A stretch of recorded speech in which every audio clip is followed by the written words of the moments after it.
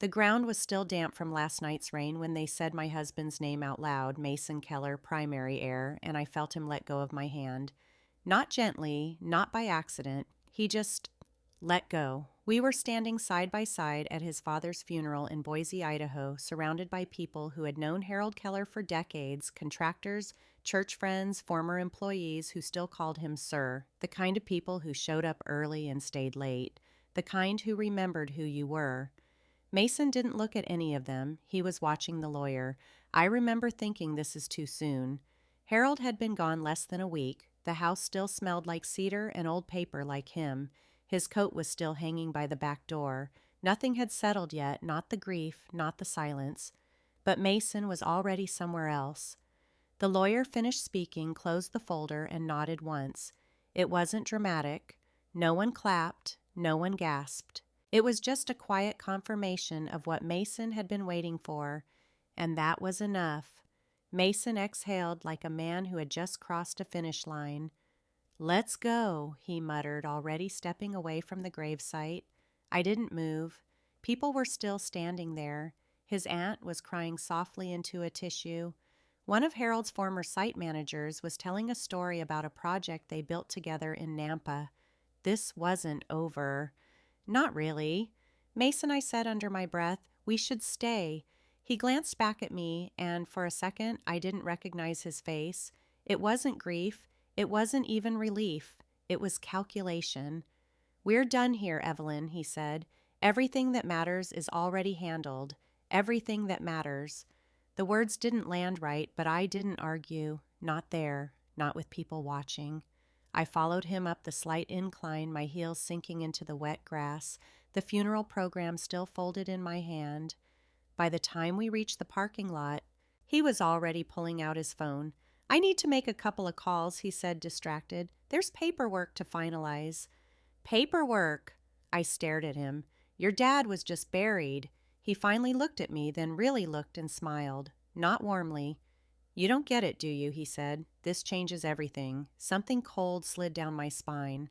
We drove back in silence. The Keller house sat just outside the city, a wide, practical place Harold had owned for years, nothing flashy but solid like everything he built. The porch still had the ramp Evelyn had helped install when Harold's mobility started to go.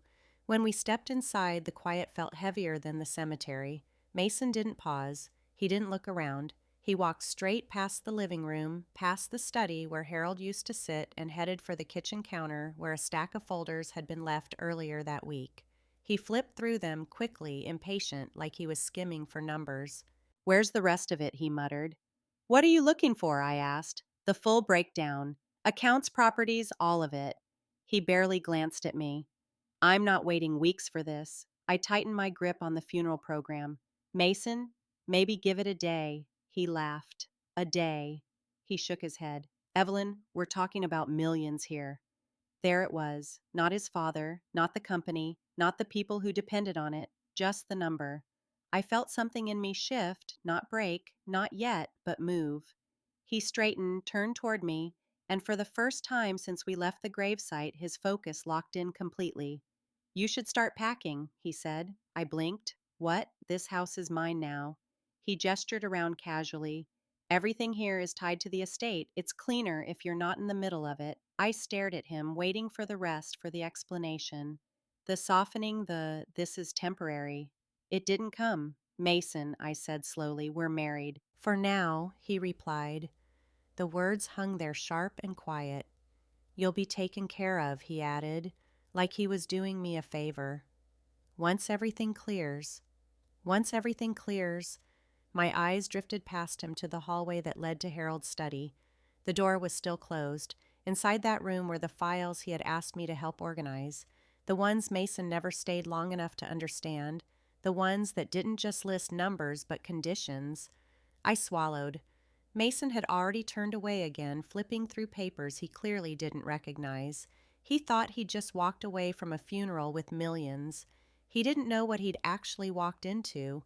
And for the first time since Harold passed, I said nothing. If you had asked me 6 months before the funeral whether I felt secure in my marriage, I would have said yes without hesitation. Not because everything was perfect, but because I believed I understood the shape of our life. I had a steady job with a regional construction firm in Boise, working long hours, estimating project costs, and negotiating bids that most people never saw but relied on every day. It wasn't glamorous, but it was dependable. I liked knowing how things were built, what held them up, what made them last. Mason liked the finished result. He liked walking through properties his father had developed, pointing out features like they were his own achievements. That strip mall Dad built it in '98, he'd say, as if that made him part of the story. At first, I didn't think much of it. Families pass things down, pride carries over. But over time, something about the way Mason talked shifted. It stopped being about respect. It started sounding like expectation. Once everything transitions, he said one evening while we were sitting on the back porch, the summer air warm and still, there's no reason for us to keep grinding like this. I remember glancing at him. What do you mean? He shrugged like it was obvious. Dad's got assets everywhere, properties, accounts, investments. It's all going to consolidate eventually. Eventually, it was such a clean word for something so heavy. I didn't argue. Not then. I just nodded and went back to reviewing a set of numbers on my laptop, the glow from the screen reflecting faintly off the railing Harold had insisted we reinforce the year before. That porch had been one of the first things I'd helped fix after moving in. The boards had started to warp, and Harold didn't trust quick patches. If you're going to do something, he told me, standing beside me with a tape measure in hand, you do it right the first time. Mason hadn't stayed long that day. He'd come out, glanced at the materials, and said, "Looks expensive," before heading back inside. At the time, I told myself we were just different. I was practical. He was optimistic. But the differences didn't stay small. They showed up in little decisions first. Mason started leaving bills unopened on the kitchen counter, assuming I'd take care of them.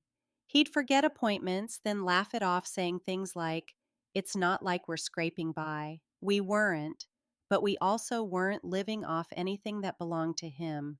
I paid the utilities. I kept track of the mortgage schedule even though the house was still in Harold's name. I made sure the caregiver's hours were logged correctly once Harold's health started slipping. Mason called himself in charge of the house. What that meant most days was that he was present. One afternoon, I came home early from a job site and found him in the living room scrolling through listings for classic cars. "You thinking about buying one?" I asked, setting my bag down. He didn't even look up, just looking. "How much are those Depends?" he said casually. 30, 40 grand for something decent. I waited for the rest, for the part where he said it was a dream or a long-term plan. It didn't come. "You know we're not there right now, right?" I said carefully. He sighed like I was missing the point. "You're always thinking about right now." "I'm thinking about where we're headed." Where we're headed.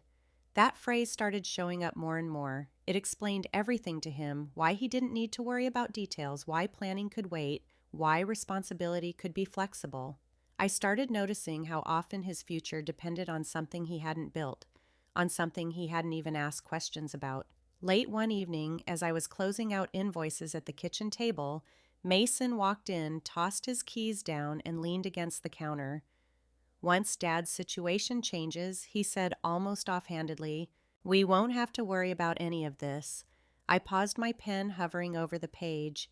"His situation," I repeated. He waved a hand. "You know what I mean." I did. I just didn't like hearing it said that way. I looked down at the paperwork in front of me, the numbers, the dates, the signatures that made things real, and then at the hallway that led to Harold's study. Mason was already looking past it, past the work, past the man, straight to the outcome. And somewhere in that quiet, ordinary evening, I realized something I couldn't quite put into words yet. We weren't building the same future. He was waiting for one. The first time Harold Keller asked me to sit down with him in his study, I thought it was about something small. Maybe a bill, maybe a contractor invoice he didn't want to deal with. It wasn't. "Close the door, Evelyn," he said, his voice calm but deliberate. I did, easing it shut behind me. The room always smelled faintly of cedar and paper, like something steady and unchanging. The walls were lined with framed photos, shopping centers, ribbon cuttings, crews standing in front of buildings they'd finished together. Not flashy projects, solid ones, things that lasted. Harold was already seated behind his desk, a thick folder open in front of him. Not the kind Mason flipped through in the kitchen looking for numbers. This one was organized, tabbed, labeled, marked with sticky notes in neat handwriting. "You're good with details," he said, glancing up at me. "Better than my son." I smiled faintly, unsure how to respond. "Mason means well," I offered. Harold let out a quiet breath. Not quite a laugh. "Mason means what's convenient." There was no anger in his voice, just a kind of tired clarity. He slid a few pages toward me. "I need a second set of eyes. Nothing complicated, just making sure things line up." I stepped closer, scanning the documents.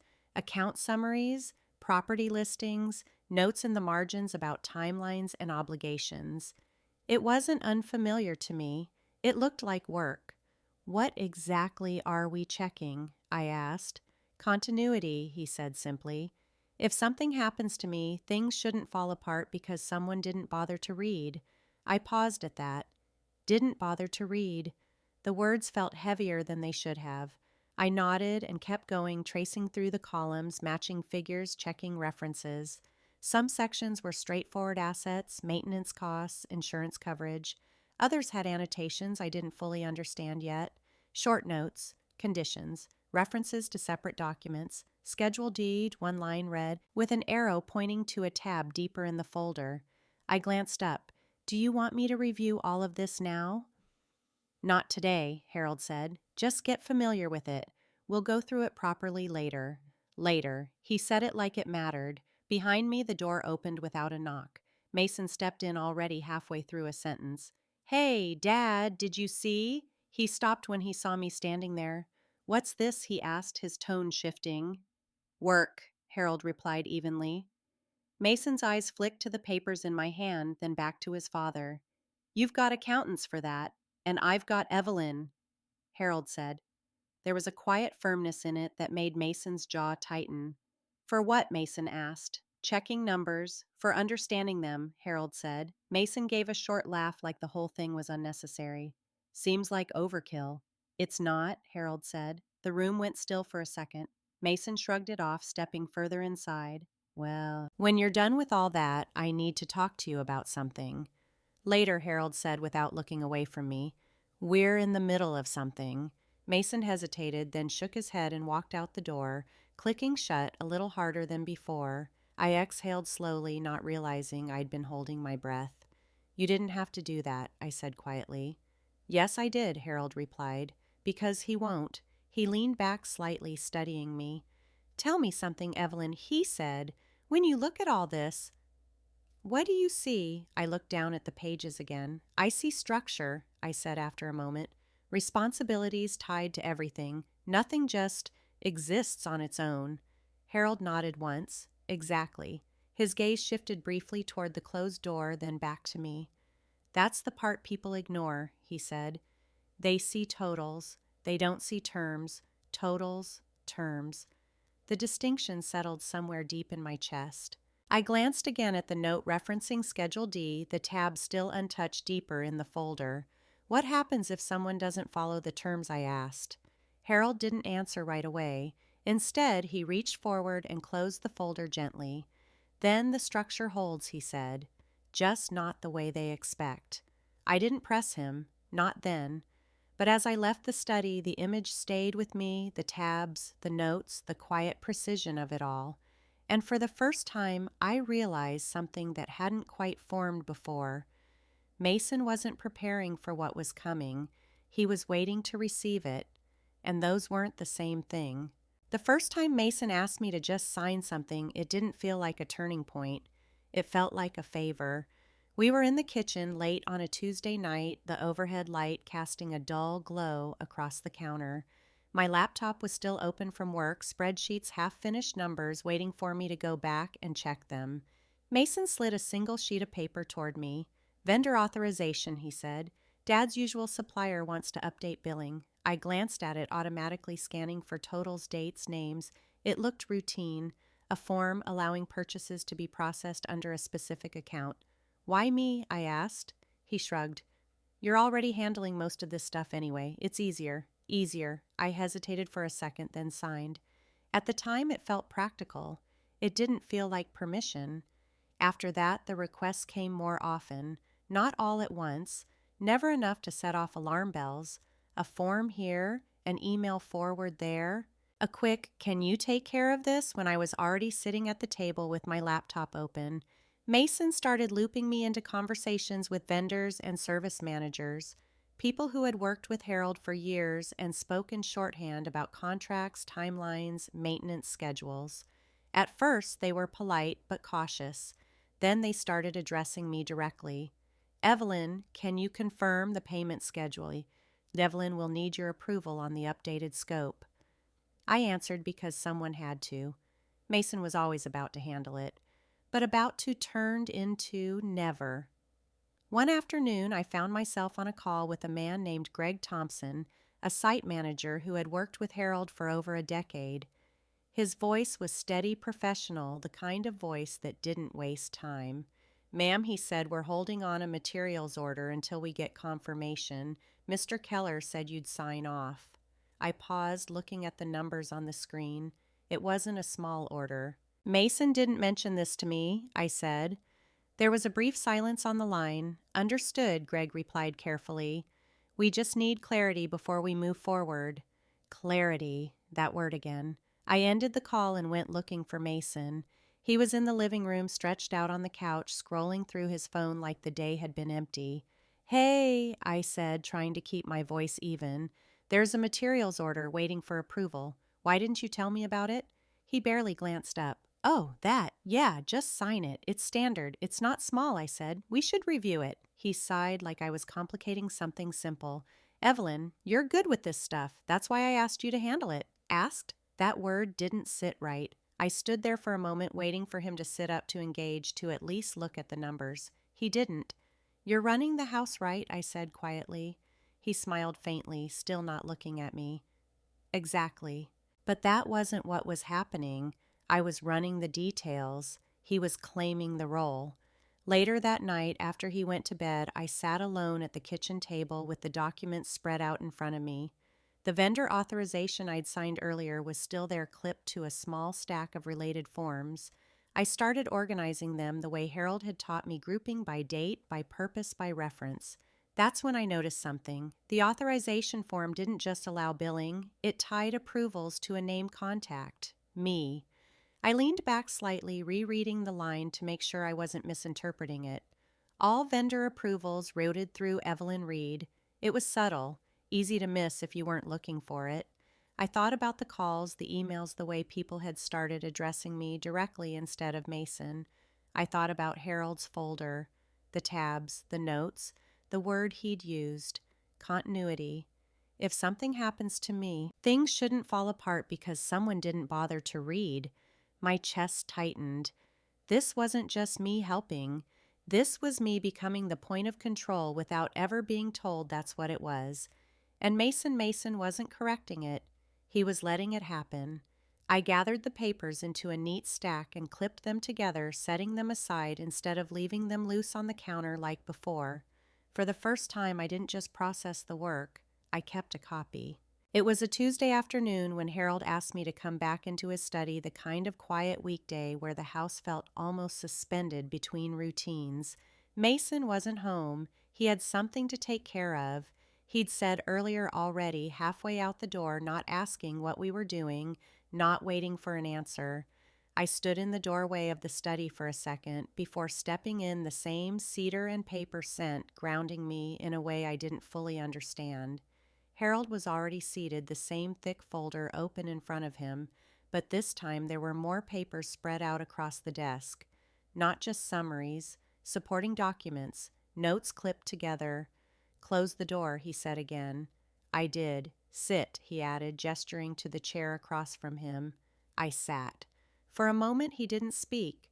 He just looked at the papers, then at me as if measuring something. "I don't have the luxury of assuming things will work themselves out," he said finally. "And I won't leave a mess behind for someone else to clean up." "I understand," I said quietly. "I know you do," he replied. He turned the folder slightly toward me, revealing a more detailed section than before. Columns, references, attachments tied to specific entries. It looked less like a list of what existed and more like a map of how everything held together. "Walk me through what you see," he said. I leaned forward, scanning. "There are dependencies," I said slowly. "Assets connected to obligations. Some of these aren't standalone, they're tied to conditions." "Go on." I followed one line down, then across. "This account," I said, tapping lightly, "it's listed under total value, but there's a note referencing another document. It's not freely accessible." Harold nodded once. "Correct." I flipped a few pages, carefully tracing the annotations. "Same here," I added. "This property, there's a condition tied to occupancy and maintenance. And," I hesitated, then pointed to another section. "This one references reimbursement." "For what?" he asked. I checked the attached note. "Operational expenses," I said. "Costs fronted by an individual." I didn't say my name, but I recognized the numbers. The materials for the porch, the emergency repairs, the caregiver hours I'd covered when billing got delayed. All of it had been recorded, not casually, precisely. I sat back slightly, my mind trying to catch up. "This isn't just documentation," I said. "It's protection."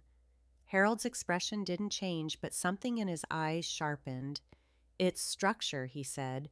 "Protection is just a byproduct." He reached for a tab deeper in the folder and tapped it once. "Schedule D," he said. "That's where most people stop reading." I looked at it, the tab still untouched. "Why?" I asked. "Because by then they think they've already seen enough," he said. I didn't open it. Not yet. "Who is this designed for?" I asked instead. Harold leaned back slightly. "For the person who pays attention," he said, "and for the one who doesn't." The room felt quieter after that. Outside, I could hear a car pass on the road, the distant hum of something ordinary continuing as if none of this mattered. But it did. It mattered more than anything Mason had been talking about for months. "How much of this does Mason know?" I asked carefully. Harold didn't hesitate. Enough to assume, he said. Not enough to understand. I let that settle. Because it fit. It fit the way Mason talked about totals and everything changing. It fit the way he never stayed long enough to hear the second half of a conversation. Harold closed the folder halfway, leaving the tab visible. "If something happens to me," he said, his voice steady, "this won't unfold the way he expects." I looked at him. "Do you want me to tell him I asked?" It was the first time I'd said something that felt like a line being drawn. Harold studied me for a moment. "No," he said. "I want him to ask." The answer landed heavier than I expected, because I already knew he wouldn't. I nodded slowly, my hands resting in my lap, but my thoughts moving faster than I could organize them. This wasn't just about paperwork. This was about responsibility, about who carried it and who assumed they never would have to. When I stood to leave, my eyes drifted once more to the tab marked Schedule D. I still hadn't opened it. But I understood enough to know one thing for certain. Whatever Mason thought he was waiting for, it wasn't waiting for him. The next morning didn't feel like a new day. It felt like something had already been decided and I was just waking up late to it.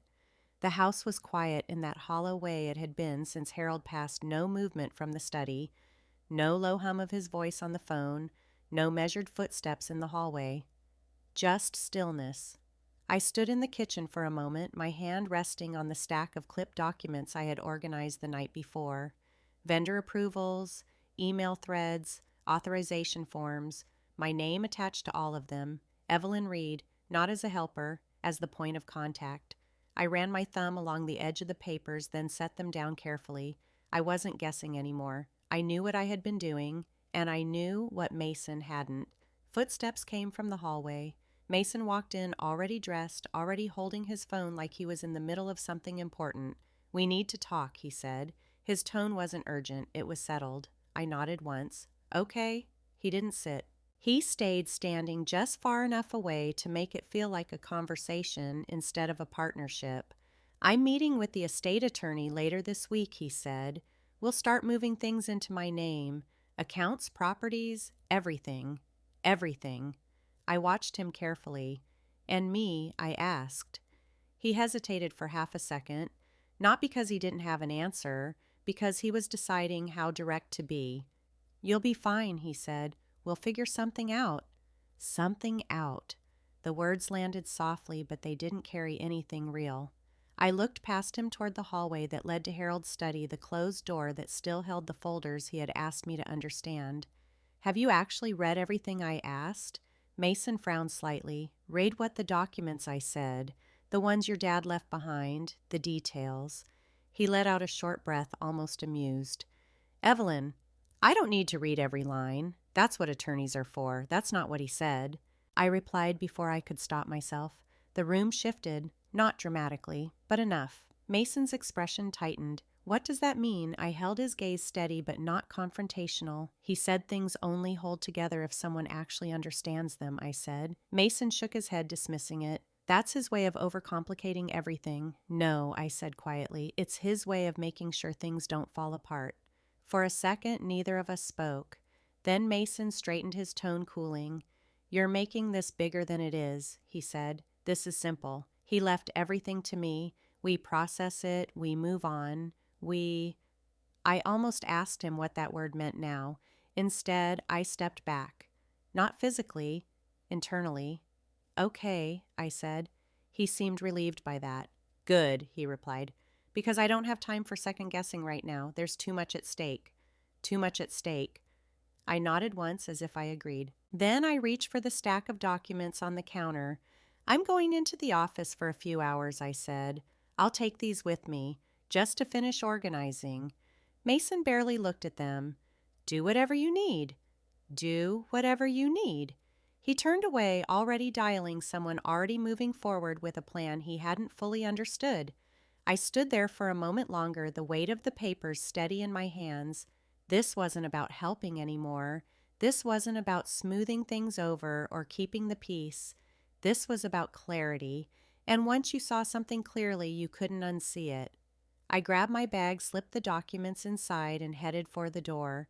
Behind me, Mason's voice carried through the house, confident, assured. "I'll have everything sorted by the end of the week," he was saying. "Yeah, everything." I paused for a second at the threshold, my hand on the doorknob. Everything. I stepped outside without looking back. For the first time, I wasn't waiting to see what Mason would do next. I had already decided what I was going to do. By Thursday afternoon, Mason was already telling people the transition was basically done. I heard it before I saw it. His voice carried down the hallway of Keller Irrigation's main office, a low brick building just off Fairview Avenue, the kind of place that had been running long before either of us walked into it, and would probably still be standing long after. "Yeah, it's all moving into place," he said, pacing just outside the glass-walled conference room. "Attorneys finalizing the paperwork. I'll have full control by next week." I stopped a few steps short of the door. He sounded confident, certain, like nothing had changed. Inside the conference room, a man I hadn't met before sat at the table, flipping through a thin stack of documents with careful precision. Mid-50s gray at the temples, composed in a way that didn't invite interruption. Mason noticed me then and waved me in casual, like I belonged there, but not in the center of it. "Evelyn," he said, gesturing vaguely. "This is Daniel Price, Estate Counsel." Daniel looked up and nodded once. "Ms. Reed." His tone was neutral, professional, not dismissive, not welcoming either. I took a seat near the end of the table, placing my folder, my copies quietly in front of me. Mason stayed standing. "I was just explaining where things are," he said. "We're ready to start moving assets." Daniel didn't respond immediately. He adjusted his glasses slightly and turned a page. "Not yet," he said. The words were calm, but they landed. Mason blinked. "What do you mean, not yet?" Daniel didn't look up. "I mean the estate is not in a position to authorize transfers at this time." A pause. Mason laughed once, short and sharp. "That doesn't make sense. My dad left everything to me." Daniel finally met his eyes. "That may be your understanding," he said, "but we still have procedural requirements." Procedural, Mason repeated like the word itself was an inconvenience. I watched his posture shift, not dramatically, but enough. His shoulders tightened slightly, his stance less relaxed. "What requirements?" he asked. Daniel closed the folder halfway, keeping a finger between the pages. "Verification of obligations," he said. Confirmation of certain conditions outlined in the estate documents. Conditions. The words sat in the room. Mason shook his head. That's just legal language. We can process around that. Daniel didn't move. No, he said. We can't. The silence that followed was different from the ones at home. This one had witnesses. Mason glanced at me briefly, then back at Daniel. Look, I don't think you're understanding. I've already started making decisions based on this. That would be premature, Daniel replied. Premature? Mason's jaw tightened. What exactly is holding this up? He asked, his voice sharper now. Daniel slid the document forward slightly, not enough for Mason to take just enough to mark the page. There are sections that require completion before any distribution or control can be established, he said. Until those are addressed, the estate remains static. Static. I felt it then, not relief, not yet, but something shifting under the surface. Mason leaned forward, bracing his hands on the table. Which sections? Daniel tapped the edge of the page lightly. We'll go through them in detail, he said, but for now, understand this. Nothing moves until the conditions are satisfied. Nothing moves. Mason exhaled through his nose, a controlled frustration trying to hold its shape. This is a delay, he said. That's all. Daniel didn't argue. If that helps you frame it, he said evenly. Another pause. Mason straightened, stepping back from the table. Fine, he said. Then we move faster. He turned toward me, then as if expecting agreement confirmation something. I didn't offer it. I just met his gaze steady. For a second, something flickered there. Not doubt. Not yet. But the first hint that things weren't lining up the way he expected. Daniel gathered the papers back into his folder. I'll be in touch with next steps, he said, standing. In the meantime, I'd advise against making any operational changes. Mason nodded stiffly. We'll see. We, again. Daniel gave a brief nod and left the room, the door closing softly behind him. The silence that followed felt heavier than before. Mason ran a hand through his hair, pacing once, twice. They're just covering themselves, he said. That's all this is. I didn't respond, because for the first time it didn't feel like something small. It felt like the beginning of something that wouldn't be easy to move around. Mason stopped pacing and looked at me again. You didn't say anything in there, he said. I wasn't asked, I replied.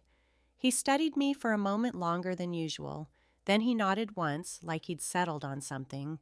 Good, he said, because we're not complicating this. Not complicating.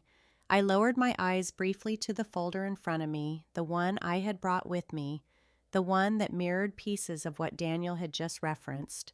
Conditions, obligations, things that had to be completed before anything changed hands. When I looked back up, Mason was already reaching for his phone again, already moving forward like momentum alone would carry him through. But the room felt different now, not because anything had been resolved, but because something had finally slowed down. And once something slowed, you could see it. By Monday morning, Mason had stopped pretending the delay was minor.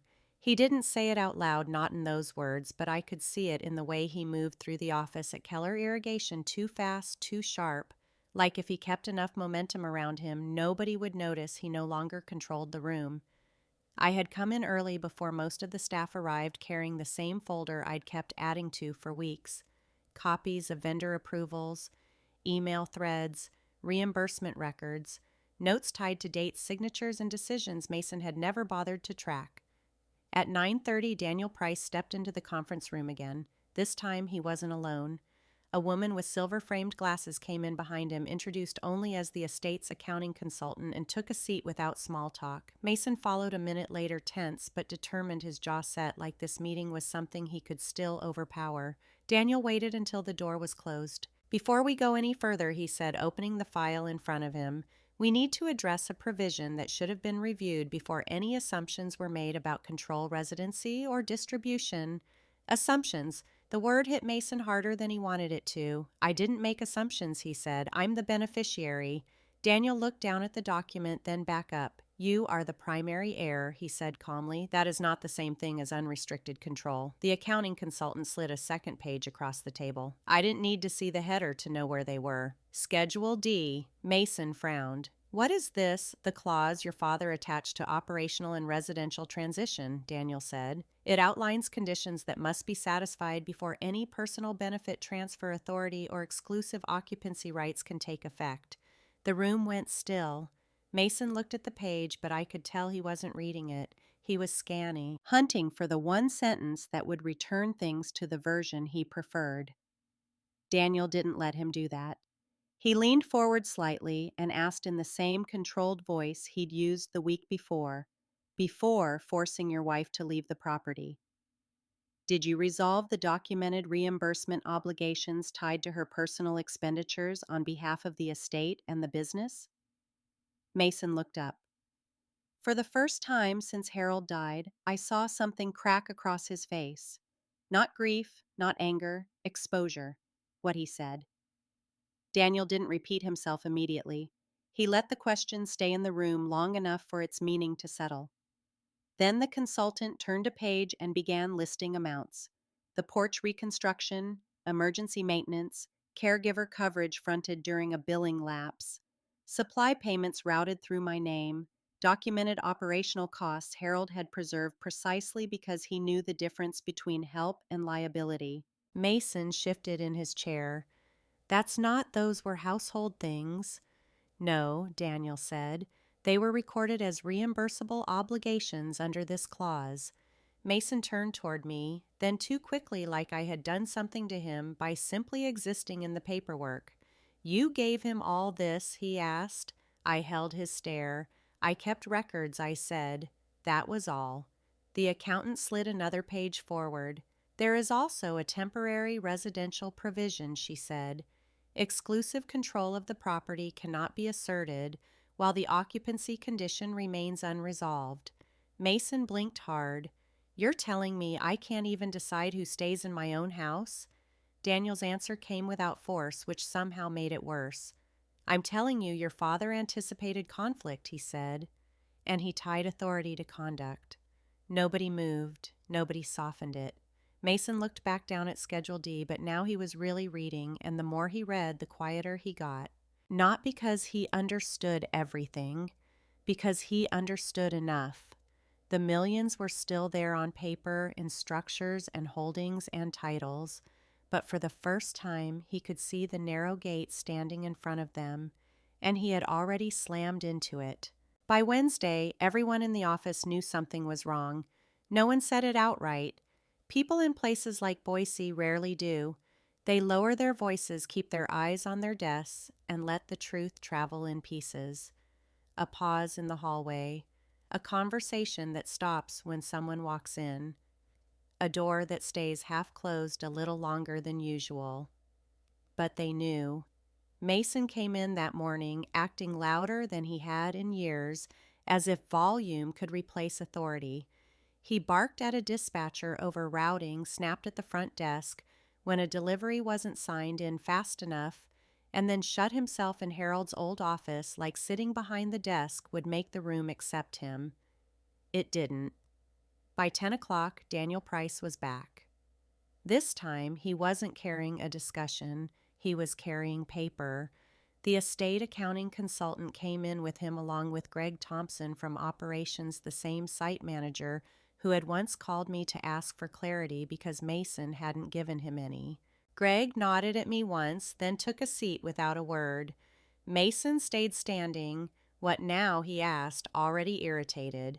Daniel set a document packet on the conference table and opened it to the first page. Pending resolution of the obligations outlined under Schedule D, he said the estate is issuing a temporary hold on any transfer of operational authority, discretionary distributions, and unilateral occupancy claims. Mason stared at him. You can't be serious. I am, Daniel said. The consultant slid a second document forward. These are the reimbursement entries tied to Ms. Reed's documented expenditures, she said. They've been verified against invoices, vendor records, and internal approvals.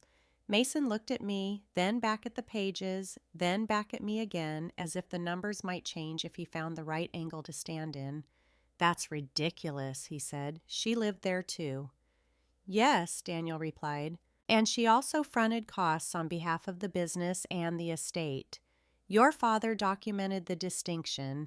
That was the part Mason could never tolerate, the difference between using something and carrying it. Greg cleared his throat softly. For what it's worth, he said, not looking at Mason, Harold always kept that line clean. The room went still. It wasn't just the legal language anymore. It was operational memory, witness, reputation.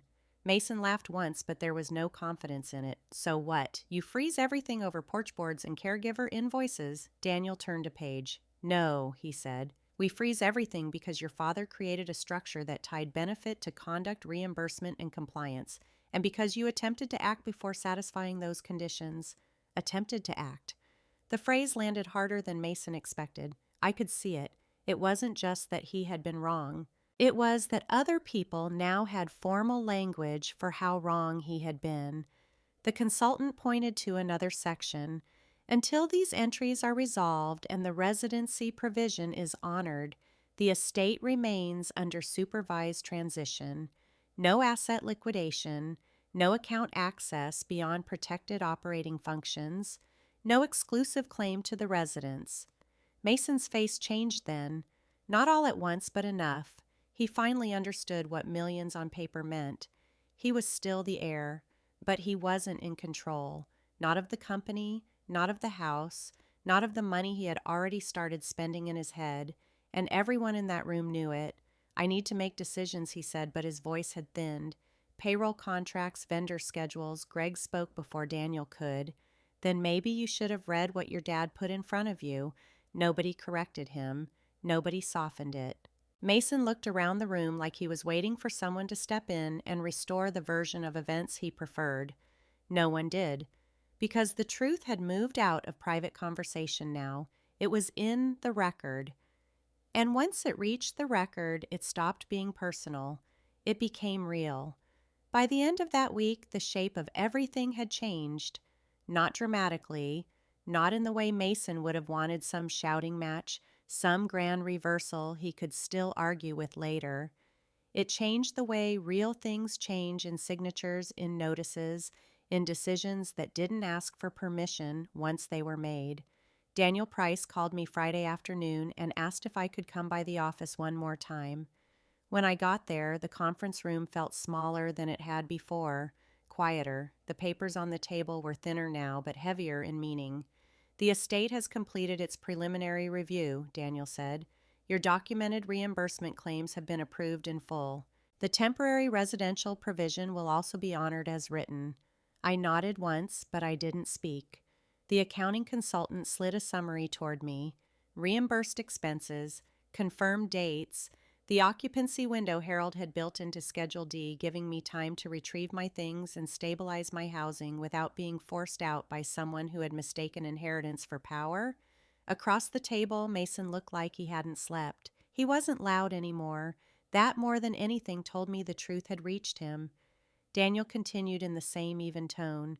Because the clause was triggered by conduct prior to transition, Mr. Keller's discretionary control remains limited until all listed conditions are satisfied. Estate supervision stays in place. No unilateral liquidation. No exclusive possession beyond the terms allowed. Mason didn't argue. He just stared at the table, jaw tight, hands flat against the polished wood, as if pressing down, while hard enough, might stop the room from tilting under him. In the end, that was the justice of it. Not that he lost everything, but that he couldn't touch what he had treated like a prize until he faced what he had done to the people who carried him there. A few days later, I went back to the house while Mason was out. Daniel had arranged the access formally. Nothing hidden, nothing dramatic. I packed slowly, my clothes from the hall closet, the framed photograph of Harold standing in front of one of his first job sites tied crooked, smiling into the wind, the blue ceramic mug he always used in the mornings, my folders, my notes, my own life gathered back piece by piece. I didn't take anything that wasn't mine. That mattered to me. By the time I closed the front door behind me, I wasn't shaking anymore. I used the reimbursement money along with my savings to put a deposit on a small townhouse in Meridian. It wasn't grand. It wasn't old money. It wasn't a statement. It was quiet. The first night there, I sat on the living room floor with takeout and no curtains yet, on the windows listening to the hum of the refrigerator and the distant sound of traffic. Ordinary sounds, honest sounds. For the first time in a long while, no one was waiting for me to carry what they should have been carrying themselves. I heard bits and pieces after that. Mason remained the heir on paper, but not the master of anything the way he'd imagined. The company stayed under supervised transition. Decisions had to go through process, through review, through people who remembered Harold's difference between totals and terms. That was his real inheritance, not the money, but the structure. And Mason had never learned how to live inside one. I didn't feel triumphant. I felt clear. Harold had seen something before I did. That help without boundaries becomes permission. That silence can look like loyalty when it's really surrender. That paperwork, when done right, is just another way of telling the truth before someone tries to rewrite it. I kept the blue mug on the kitchen shelf in my new place, not as a monument, just as a reminder. Build it right the first time. That was what he had told me on the porch months before any of this broke open, so I did. I built a life that didn't depend on being chosen, tolerated, or inherited. I built one that was mine. If this story stayed with you, I'd love to know what justice looks like to you when family and money get tangled together. And if you've ever had to choose peace over staying where you were not respected, you're not alone. Like, subscribe, and come with me into the next story.